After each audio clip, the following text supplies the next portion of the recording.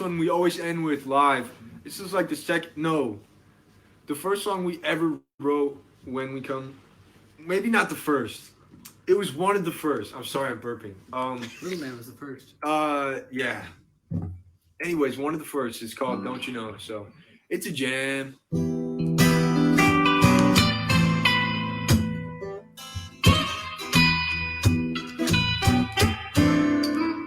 Get a solo.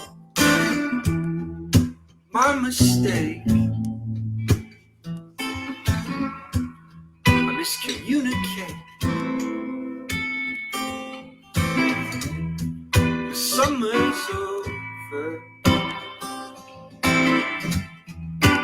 and I hear, don't you know it's over?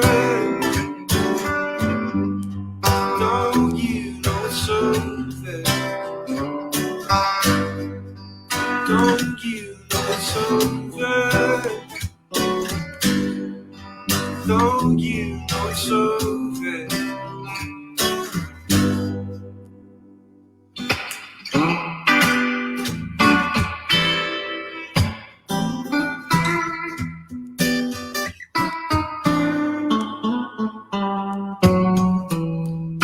I will find, so we're together. As distance closes, I'm right here. Don't you know it's over? Don't you know it's over? Don't you know it's over? Why don't you know it's over? Woo!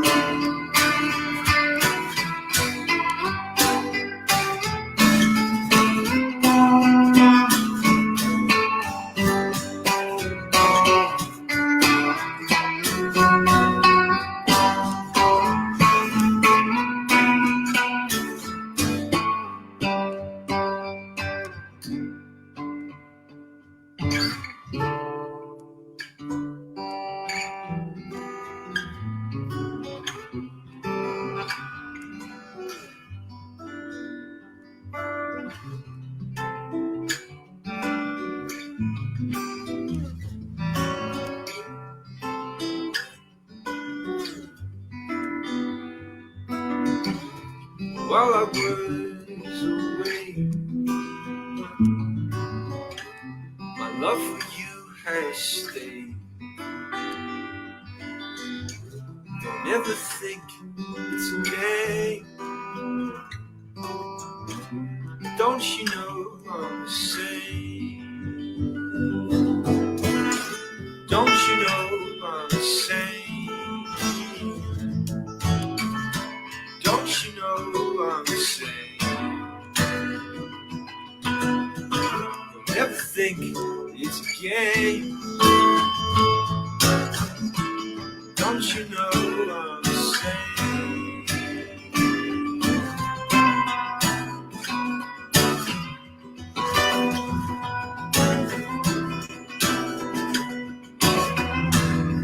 Don't you know it's over? Don't you know it's over? Don't you know it's over? Don't you know it's over?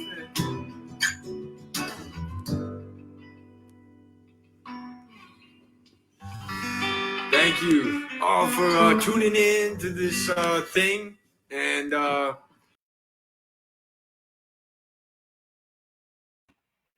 Hey everybody, welcome to episode 5 of Redemption. I want to welcome you all here. I'm really gracious and humble that you have joined us. My name is Alex MacDonald, in case you don't know, but you're on my Facebook page, so you probably do know. So thank you so much for tuning in. Got some special announcements. Since the last episode, I released my very first book titled Staying Taller. It's on Amazon. You can purchase it there. You can get the ebook for $3.99, or you can get the physical copy like this right here for $7.75.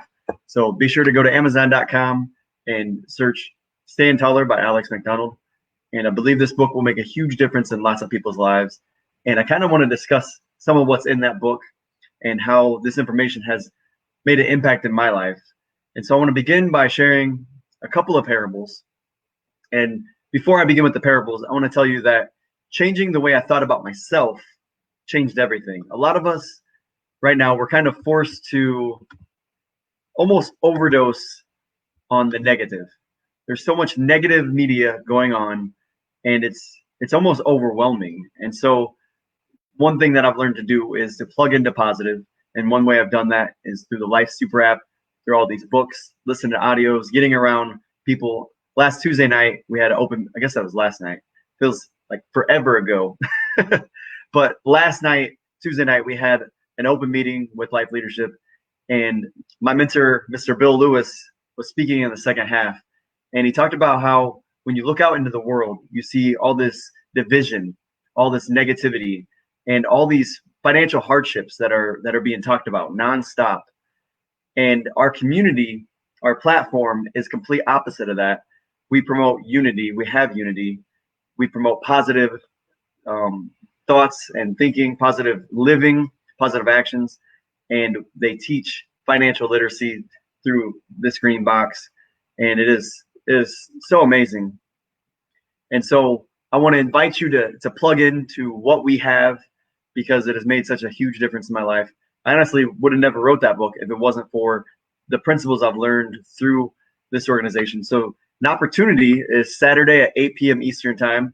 You can plug into a very free live webinar from two of the top 50 leadership experts on the planet, the only company with two of the top 50 leadership experts, Mr. Orrin Woodward and his wife, Lori Woodward, and Chris Brady and his wife, Terry Brady, will be speaking Saturday night at 8 p.m., completely free, and we'd like to invite you to that. There's so much negativity going on out there, and hopefully this little broadcast will be a breath of fresh air for you, but Saturday will be an even better opportunity to get plugged into the positive and to have hope. And so one of the main things about having hope is there's a quote that says, "A nation without vision will perish." And that's the opposite of hope. And so having a vision will help you to not perish. It'll help you to have abundance. It'll help you to have hope for moving forward. And so first of all, you got to have a vision, and you got to know where you want to go. And the second part is to start to change your thoughts. And so for myself, I dealt with a lot of negative thoughts all the time, and I plugged into a lot of negative media. And I'm going to be honest with you guys, I've been plugging into negative media the last couple of weeks, and it's like it sucks you in and draws you in and entices you so much, like what's going to happen next, what's happening, what's going on in the world. And we really don't need to be plugged into all that. We really don't need to focus on all the negatives. We don't need to focus on all the bad, because there's still a lot of good going on. And so what this book, Stand Taller, has to offer is to start to pivot your self-beliefs so that you can have more confidence. And just the other day, a friend was running by, and he stopped and talked to me on my porch for a minute. And he was telling me some personal things. And I started thinking, like, wow, this book would help you to reframe those things that the doctor told you. You don't have to let that define who you are, because number one, your creator has defined who you are. You were created in your creator's image. And number two, you can define who you are. And so this book is all about reshaping your thoughts, reshaping your self-beliefs. And so part of that is pinpointing the negative beliefs that you have, and then reframing them, and then focusing on the positive beliefs and making that a part of who you are by focusing on it, and then using that positive belief to become contagious, to be infectious. And that propels you to becoming a leader. And it's so wonderful. So the two parables I want to share is, number one, there was an elderly man, a grandpa, very wise. He took his two grandsons on a hike through the desert. And he had both of his grandsons carrying a bag, and both bags were empty when they started walking. And Grandpa had this really heavy bag full of rocks. And they said, "Grandpa, what's the rocks for?" He goes, "Oh, you'll find out later." So they're walking and they're talking, And each time one of the boys would say something negative, he'd put a rock in their bag without saying anything. And they were like, what's going on? And so they're walking, and whenever one would say something positive, he'd take the rock out of their bag. And whenever they were saying something negative, he'd put another rock in their bag. And they said, Grandpa, what are you doing? Our bag's getting really heavy. He said, exactly, son. The reason the bag is heavy is because you're carrying around all these heavy burdens that you don't need to be carrying around. And so the second parable is very similar to that. They were sitting around a campfire, and he was telling them a story about there's a civil war going on in your mind. There's a good wolf and a bad wolf. The bad wolf focuses on anger and envy and jealousy and rage, and it is in competition with everyone, and it wants to steal, kill, and destroy. And the good wolf is full of joy and peace and kindness, selflessness. That's an easy word to mess up. So being selfless and being with vision. And they said, oh, Grandpa, that's so interesting. Which wolf wins? And he said, simple, the one you feed. And so the wolf you feed is the wolf that'll win. Do you want to have great results, or do you want to have misery and poverty and sorrow? I know all of us want life to be good for each one of us.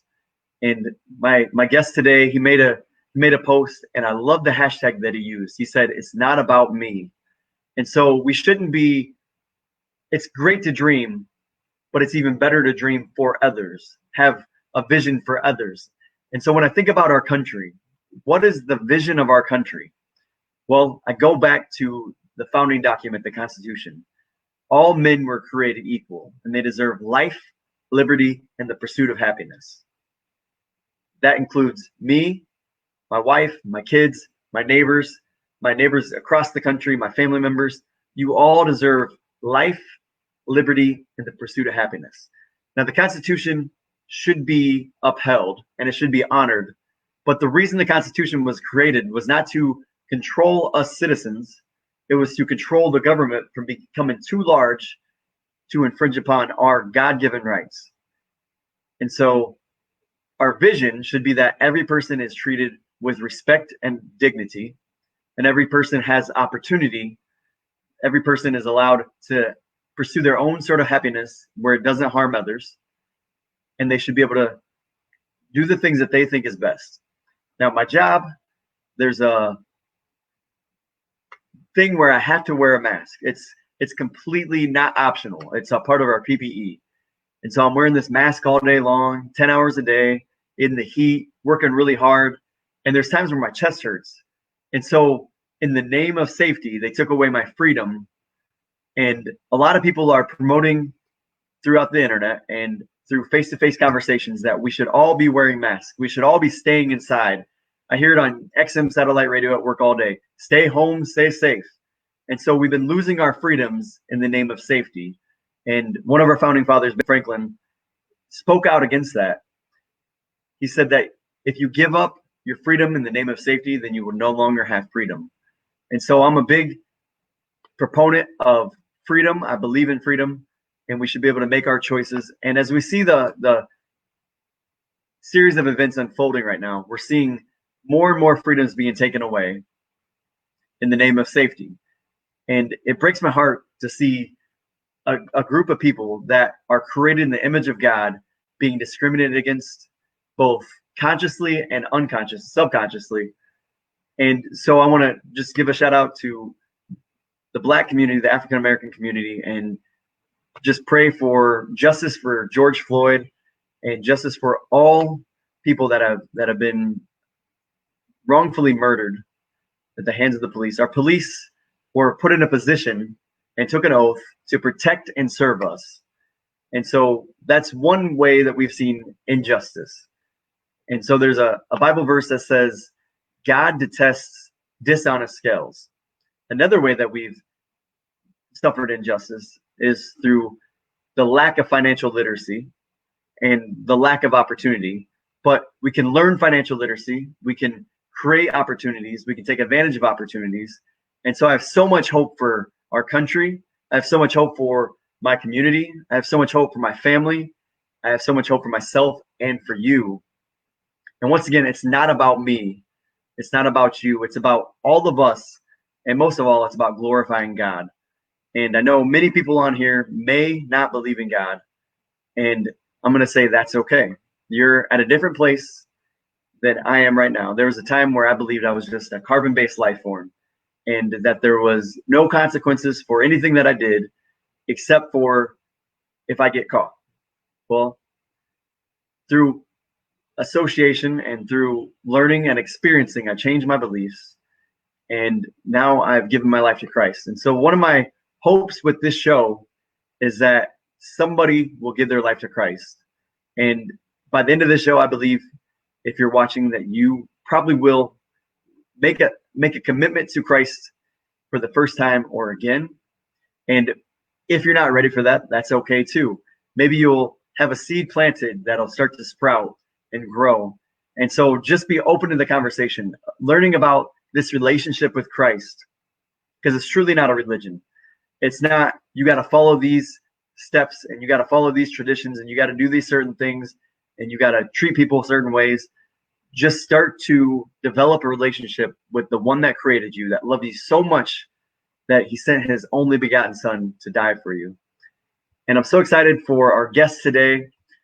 He's been working in the church for, I think, over 20 years. He's been married for a really long time.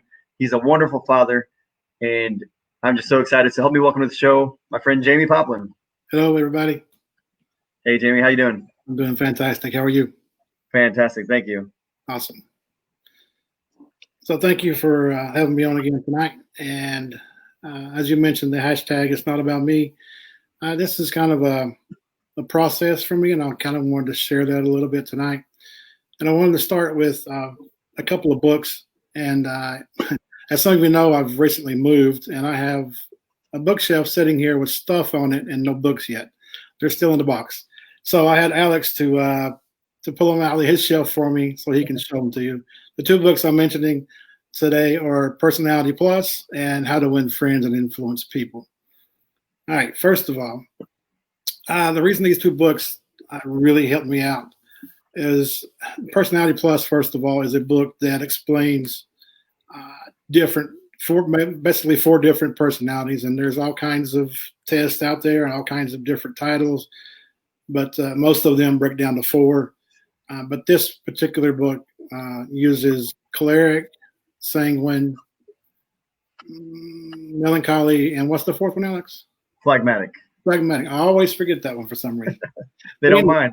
I'm not phlegmatic for sure.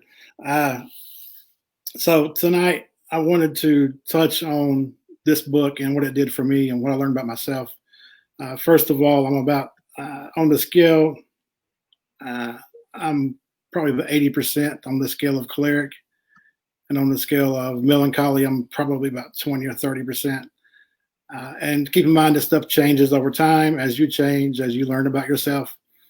But primarily, I am a choleric, and I had Alex look up a few quotes for me. This is the good and bad of a choleric. A born leader, compulsive need for change, strong will, and decisive. Goal-oriented, excels in emergencies. And the weaknesses are Mr. No Fault, compulsive workers, must be in control, don't know how to handle people, and bossy. Now, I've been in management for on and off for several years, and I feel like I've always done a good job. My people always liked me, but at the same time, I knew there were some improvements I could do. And when I read this book, I was like, wow, that's me. I want to touch on the weaknesses, of course, but let's first go over the positive parts. Compulsive need for change. Now that can be good or bad. If it's a situation where you are feeling like you always have a better way of doing something, that's the wrong attitude to have. That's the wrong way to approach it. But anyway, strong-willed, decisive. When a cleric decides to do something, they typically go after it hard and don't quit until they get it. The problem is getting them started sometimes is a little bit of a challenge. Goal oriented. It sells emergencies. I know personally when I am pushed for something, a time crunch or whatever it may be, I kick in the high gear and it's automatic and I go after it until I'm done. Weakness is Mr. No Fault. They always have an excuse or want to argue that it's partially someone else's fault or it's all someone else's fault. I have done that in the past myself. The compulsive workers. I like doing my job until it's done thoroughly and correctly. So I do tend to spend some overtime on that sometimes. So don't know how to handle people. This is the tricky one. And this is really what tonight is all about. I want to say that for me and my family, this book, and along with the other book, has dramatically changed our relationships. And we'll get further into that as we go to the next book. So there is a quote. The next book is How to Win Friends and Influence People. Now, when you read that title, I seen that book about 20 years ago. Someone told me about it. And I was like, oh, this is a great book. It's a great book. And I'm like, the title looks like it's manipulative. It reads like I'm trying to con somebody into liking me or get them to do something that I want them to do. And in a sense, that's correct. But you got to remember, this book was written when, Alex? 1936. 1936. This book was written. And so, in 36, I'm sure the title read a little differently to people.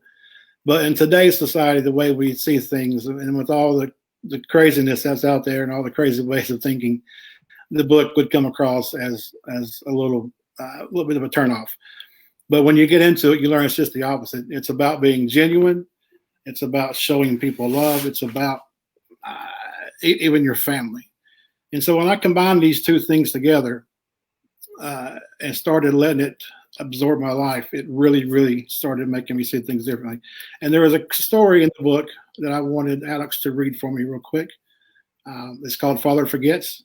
Alex, if you would read that for me. Yeah, so this book was written in 1936, and it's still one of the most popular books today because it's effective. And I think the best thing about this book is it teaches you to look at people as people. And I think a lot of people are forgetting that today. And this story is so good, especially for a choleric who is always hard charging. And so this story was actually published in Reader's Digest, and oddly enough, college periodicals have used it and even high school magazines. And so it kind of just clicks. So here we go. Father Forgets by W. Livingston Larned. Listen, son, I am saying this as you lie asleep. One little paw crumpled under your cheek, and the blonde curls stickily wet on your damp forehead. I have stolen into your room alone. Just a few minutes ago, as I sat reading my paper in the library, a stifling wave of remorse swept over me. Guiltily, I came to your bedside. There are things I was thinking, son. I had been cross to you. I scolded you as you were dressing for school because you gave your face merely a dab with the towel. I took you to task for not cleaning your shoes. I called you out angrily when you threw some of your things on the floor. At breakfast, I found fault too. You spilled things.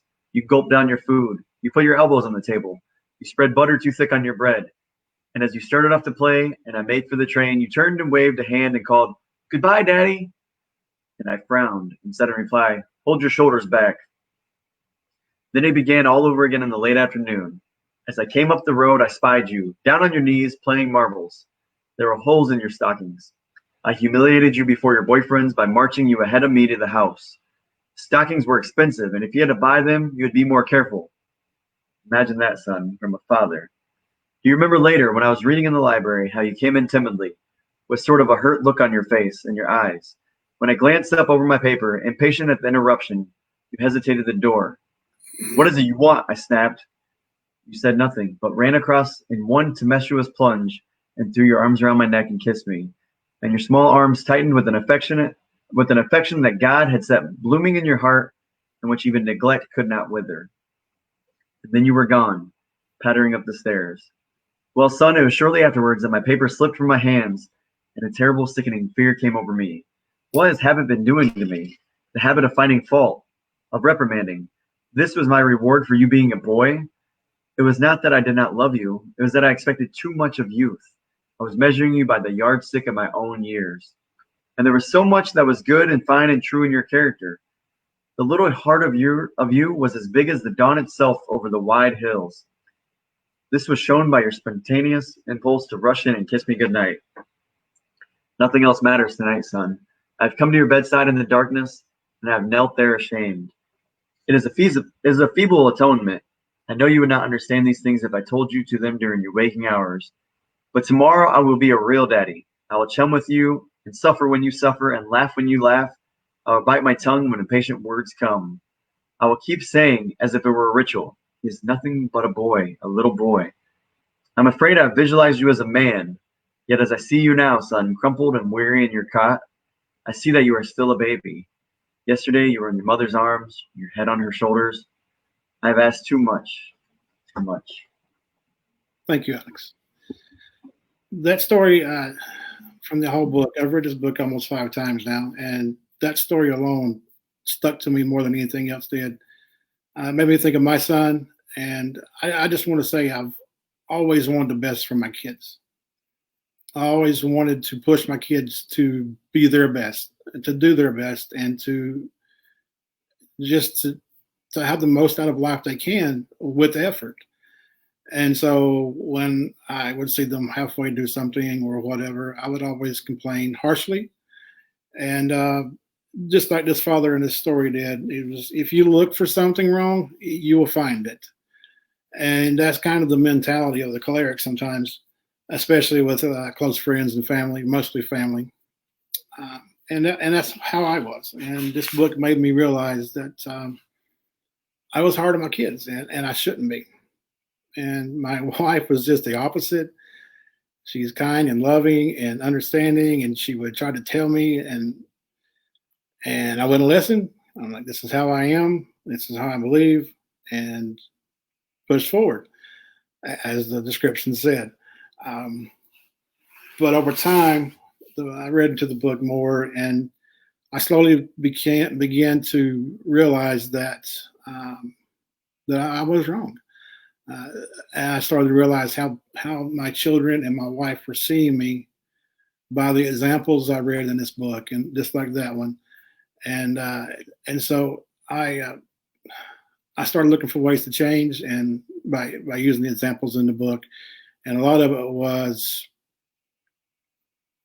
minor things, small things. The first one that comes to mind is when you pull it to a drive-through and the sun's out, it's bright, and you got your sunglasses on, and take your sunglasses off when you pull it to the window, because at first glance, everybody you come across, whether you're looking at them, they're looking at you, they are trying to automatically assess you, if you would, subconsciously. It's not, we all do it. It's not anything good or bad. It's just what we do. And we'll get to that deeper later. But when you pull it to the window, it's polite to just take your sunglasses off so they can see your eyes. If someone might see you as, this come across as maybe not, I don't know what word to use here, but it's just a more personal way of approaching things, and to them, not to you. And there's tons of examples in here I don't have time to go into. But the point is, when I started applying these things more and more, I started realizing that it's not about me. It's about how I make others feel. And I used to not care about my appearance that much. I used to just buzz cut my hair, and I didn't care what other people thought. But then when it came down to ministry and wanting to be an influence, you have to make yourself approachable.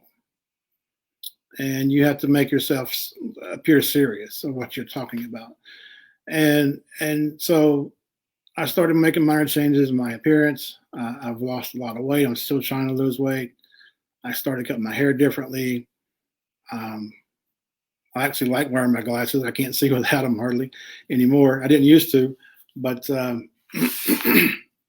it's little things that make a big difference, and not just your appearance, but how you approach other people. And excuse me, I'm sorry, I'm running out of water.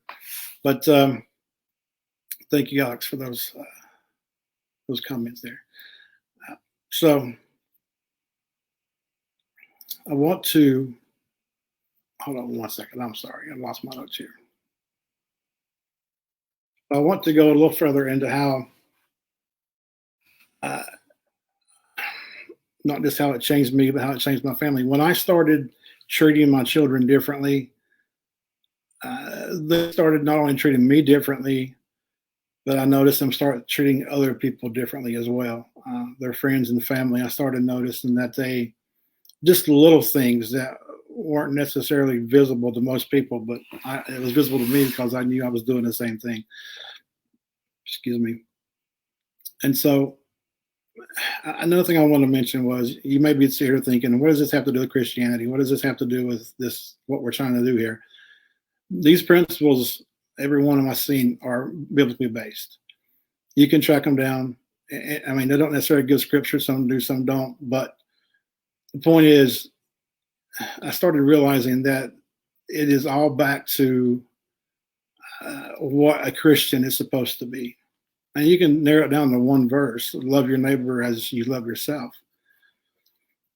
And the first thing that I noticed from reading this book was, we are all selfish. We all have a selfish nature. And I could go into many examples. And the first one that comes to mind is, if you see a picture of your high school graduation class, who is the first person you look for? Now, when you go on Facebook, when you pull it up on your phone, do you start scrolling through the news feed to see what everyone else has said? Or do you click on your notifications to see how many comments and likes you got? So when I started realizing that I'm a selfless choleric, man, it hit hard, because me and my kids, we had an okay relationship. They respected me, but I was not a likable person at times. And so when I changed, they changed. And we now I have a stepdaughter, my oldest kid. Raised her since she was 3 months old. And I've always been her father figure for her. But we never connected very well, because I was hard on her in the beginning. She was the first, of course, and Mom was the opposite. And so, she kind of sided with Mom, which is understandable, because Mom was trying to be understandable. So after I began to change, she was already pushing 20, but our relationship now is the best it's ever been. And my son is 21 now. I started making a change when he was about 17, 18 years old. And we used to fight. I mean, just go at it. And because he's a bit of a cleric himself, and so he knew he pushed my buttons, and he did it relentlessly, and I pushed back every time. So, but anyway, we now have a fantastic relationship, and my youngest is 16 now, and she's still with us, and our relationship is getting closer and closer every day. So just to move on from this, these books have changed my life, and they can change your life if you let them. But now we get to the meat of the topic. Thank you, Alex. Like that white. You got a link there that they can get the book from. They can go to Amazon, but they can also go to our website. Yeah, they can go to the website. Okay. I'll grab those links real quick. Sure. So he's going to throw up a couple of links that you can get, or a link you can get the book from, or you can go to Amazon. Either one. They're not expensive. But what I want to get to is the meat of the subject tonight is how this applies to today. Now, I know there's a lot of tension out there. I spent the weekend on and off Facebook, arguing, fighting, and to the point that it was just ridiculous. And we went to the protest in Fort Wayne Saturday. And just a quick recap, in case you don't know, Friday night, our oldest daughter went to the protest, and they literally, without warning, without announcements or anything, started gassing the crowd because they were in the street. Now, I want to say this, and I haven't been to a lot of protests. This is my first protest, but Alex has been to a few, and I know there's been plenty of protests in Fort Wayne. I know there's been times where they shut the street down so that they could protest and just direct traffic a different way. It's not complicated. It's downtown. So the fact that they did it was surprising enough. But then we go on Saturday, and there are cop cars lined up for probably 2 blocks. I mean, around the blocks. I don't mean just like 2 rows. I mean, they're everywhere. And I'm sorry for the noise. We have someone coming in to do some repairs. So if it gets too loud, I apologize. But Saturday, we go to this protest. It's loud. They're out the sidewalk. They're holding their signs and they're yelling at traffic coming by. And, cars are blowing their horns in support and throwing their fist out the windows. Peaceful. It was interesting. They had a couple of speakers, on and off throughout the afternoon. And then after the last speaker, we went back to the sidewalk at the intersection. And it seemed that a few got out of hand and started getting into the streets.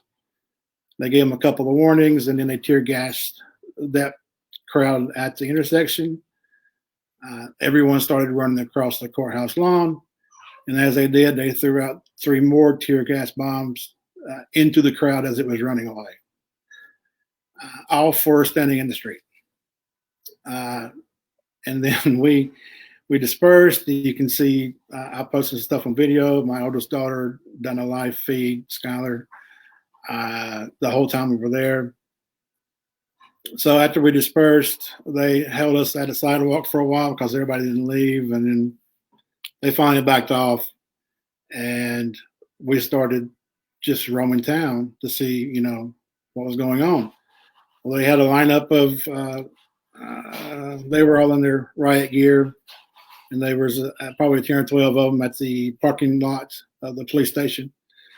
And so we were everybody had gone to the Martin Luther King Bridge, Junior Bridge. And so we headed that direction just to kind of follow the crowd. The word got out that they were coming back to spread them out, and they all left. And then we spent the next, the gas started pumping around 4 o'clock, 4:30. And we were there till 9:45. You're thinking, why did you stay that long if they were tear gassing people? Sorry. Well, we didn't want to get tear gassed, but we wanted to keep up with what was going on. It's our first protest. I literally came to observe and left angry and mad at the Fort Wayne Police Department. But as the night went on, the second time we went by this team that was by the parking garage, we had stopped to talk to a couple of friends. It was at Freeman Park, and there was probably, 25, 30 people throughout the entire park. There were no crowds. There was no more than 3 or 4 people together at a time, maybe 5. We had 3 or 4 of us together. But they were all just walking around, staying talking. There was some yelling at them. I mean, of course they're going to yell. It's a protest. Out of the blue, my son, they went looking for my son because they're trying to go to the car. And my son is at the other corner of the park. And as we get gassed on that street, he comes running across and catches up to us. And he says 4 guys jumped out of the car and just shot 4 tear gas cans at the park. And so he came running the other way, and we were on the other street adjacent to it. And But anyway, so that was twice that I actually had caught enough fumes to cause me issues. I tell you, tear gas is not fun. You cannot open your eyes. What tear gas does is actually a powder that attaches to moisture. So the first thing it does is hit your eyeballs. Yeah, he's got one that he picked up. There were a lot of those. There were a lot of those laying around. So to make a long story short here, move along. I actually was gassed twice. I was close enough that it affected me twice. I was near at least 4 incidents where I was close enough. Had I stayed, I would have been affected. This all went on while we were trying to get to our car, gassing for no reason whatsoever. The people are screaming, why are you doing this? What do we do? What do we do? And so it literally took us, I don't know, probably an hour to get from Martin Luther King Bridge back to the courthouse on the other side of the courthouse where we parked at. And this because we're trying to avoid getting gassed. We get to the corner, we try to go away from I can't remember from Clinton. We try to get away from Clinton, and we go over a couple of blocks, and there's a couple of cops sitting at the intersection because it got it blocked off. Downtown is closed at this point. And it says, go 2 blocks west, and then make a right, and you'll get over to your car. And as soon as we turn to look, there's a cloud of smoke rolling up 2 blocks up where he just told us to go. He says, oh, it'll clear up in a minute. So we went that way. We got to our car. And as we're rounding the corner to get to the car, a police officer rolls by with a guy in the passenger seat and pops out a gas can on the corner on the sidewalk we had just passed. So 4 different times at least, I was near getting tear gassed. And so, yeah, I left there extremely frustrated and, trying to process everything. And by the time the night was over, I didn't get much sleep that night. But then we drove through Sunday morning and there was a cop in sight. Someone said they were walking through the crowd, but that's all there were on Sunday. So, and Alex was there Saturday. He's seen his gas can there. He was there later than I was. Later than I wanted to be there. But anyway, so Saturday night was crazy. We, I know I'm probably running out of time here, so I'm going to try to wrap this up. There's a lot of different stuff going around. There are people saying the government's trying to create a race war. There's people trying to say, what I'm talking about. It's everywhere. Everything you can imagine.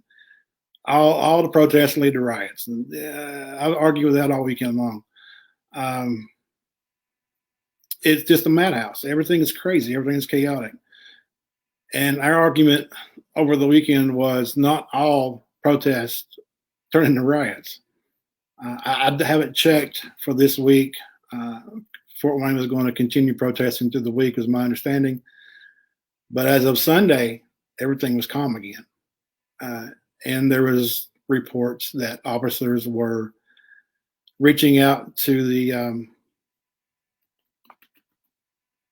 what am I looking for, Alex? Internal.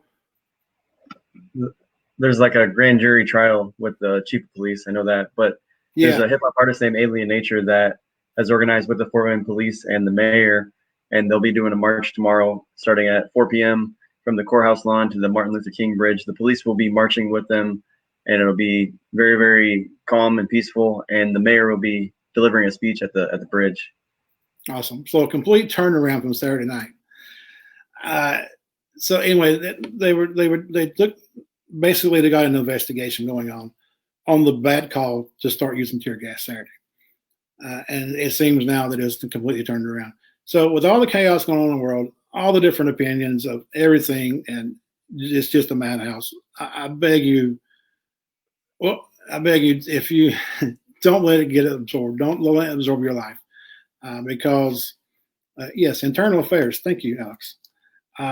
Because it will consume you, and And our point was, it doesn't have to be like this. It doesn't have to be a riot every time. And my point that I wanted to make tonight was how are we supposed to react? How are we supposed to take all this in and process it? And I see so many posts about, I showed a video of police just trampling over people, chasing people down and beating them up, stepped over by a horse, plowed through by cars. And I'm like, these people deserve this? And in most cases, they were just in the street. And the city did not close the street down so they could protest. And actually had a guy, yes, they all deserved it. They're breaking the law. Now, I'm going to admit that at one time I used to think that if you're breaking the law and you're stupid and you get gassed, yeah, whatever. But I don't think like that anymore. And if you've never been to a protest, I don't care what you think the outcome is going to be. You can go and be safe. You can, I mean, you may get hurt. I don't know. It doesn't matter. You need to experience it. Try to find one that you believe is going to be peaceful. That's my advice.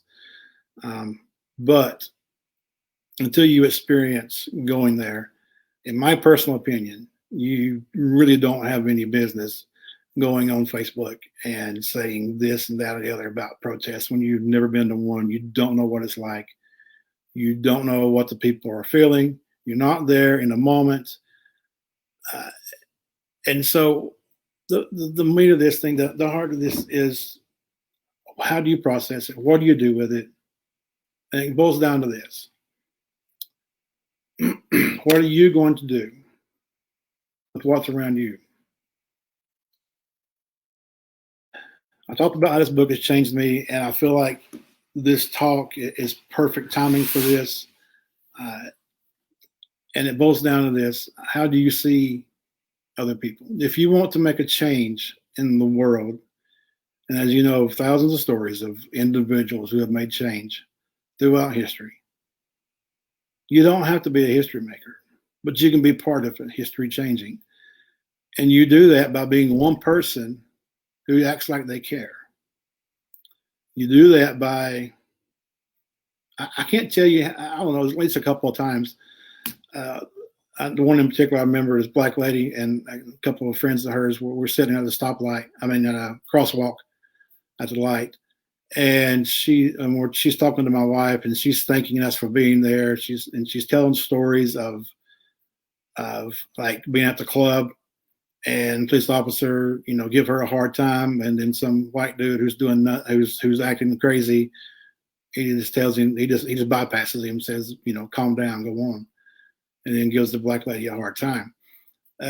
It's this story. It's not necessarily just the fact that a black man was killed by a white police officer. It's not just that. It is the entire situation. It's not. I see this country as at a tipping point when it comes to racism. And in order for us to be a difference, we're going to have to look at ourselves, and we're going to have to ask a few questions. What do you see when you're at the grocery store, the gas station, especially if you live in the city like me? What do you see when you see a black man near you, or a black woman near you, or black kids in a grocery store? What is the first thing that comes to your mind? And I don't mean it jumps out at you, but seriously think about your subconscious. What is it that triggers you when you see any person of any color? And a lot of people are going to say, well, they're going to take this mentality that black people get arrested more because most of them are the ones doing the crime. Maybe not. I don't know. But even if it's true, that doesn't make it okay to be pointed out, to be focused on unnecessarily. And until every one of us change any kind of view that we have of another person of color. And it's not just whites looking at blacks. It's blacks looking at whites. It's Mexicans. It's everyone. We all have to look at each other as another human being, another person. Now, if they come off as crazy, fine. You don't have to engage with them. But the things that changed me, or that have, the thing that changed me as I was changing, the things that I noticed the most that I didn't used to do were like, I'm on an elevator, I'm on a job, someone gets on, I keep to myself. That's what I used to do all the time. And when after I was reading these books and realizing how other people think and how I can engage and how I can make a little bit of a difference, simply saying hello and how's your day, you could turn someone else's life around that day, not necessarily their entire life. I'm saying you can turn their day around, you can turn their mood around just by simply being kind. If every human being would take time to acknowledge the person beside you was just as important as yourself, we would treat people differently. And so it boils down to, it's not about me. When I have to, I don't have to, but I chose to go out and intentionally acknowledge the people around me. You don't have to be weird about it. You don't have to ask them how many kids they have. Just say hi. The job I used to do, I went to a lot of retirement homes, and I went into this one, and this guy, he's pushing his walker really fast, and he's trying to get to the elevator, and he runs out in front of me. I said, "Hi, how you doing?" He said, "Terrible." And it kept rolling, and I had nothing to do inside but laugh because it was comical at the moment. But then I started noticing everybody there had a terrible attitude. Everybody there was down, and I'm like, "What's the staff like here?" You know.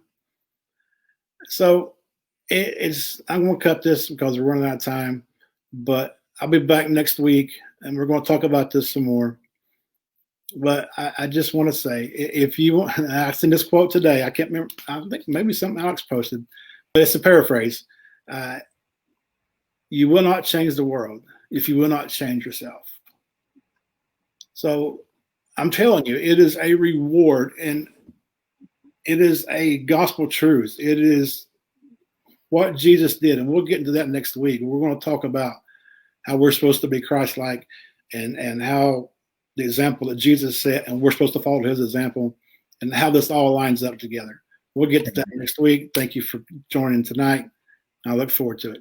Yeah, so I want to kind of tie all this together. At the beginning, I started talking about which wolf are you going to feed, the good wolf or the bad wolf? And so when you started plugging it into these books, you started feeding that good wolf. You started learning principles. You started changing the way you thought about yourself, and it changed the way you treated others. And so you say it's not about me.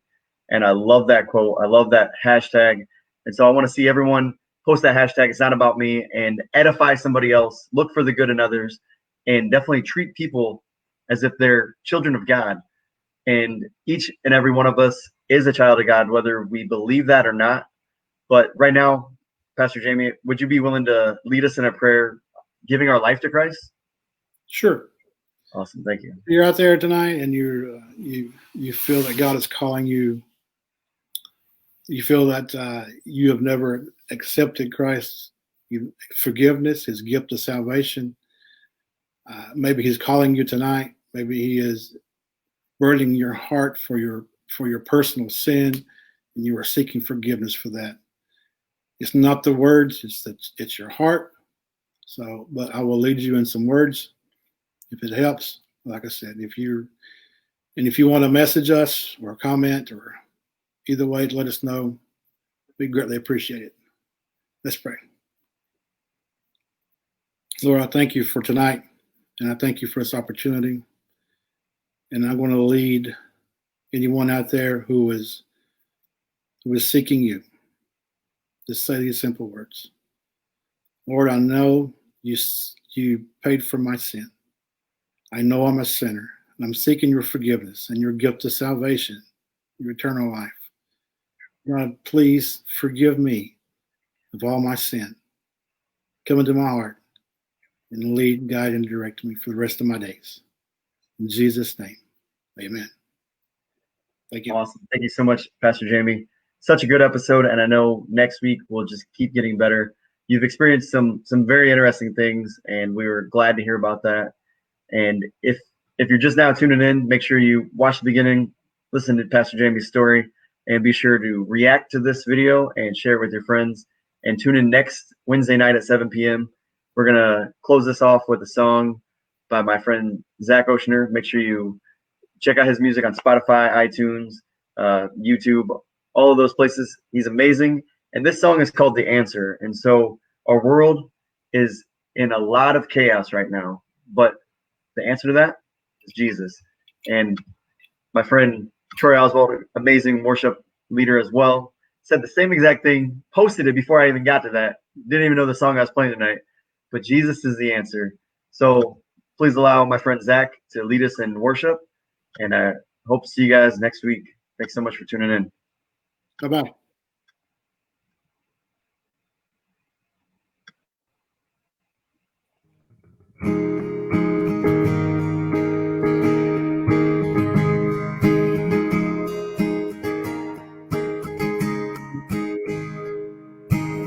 So many questions the world is reaching, so many hurting, so many lost. With all this striving, who can we lean on? Creation's crying out from the dark. I know the answer to every question, the one solution to every fear. I know my help, where it comes from. Jesus, He is the answer.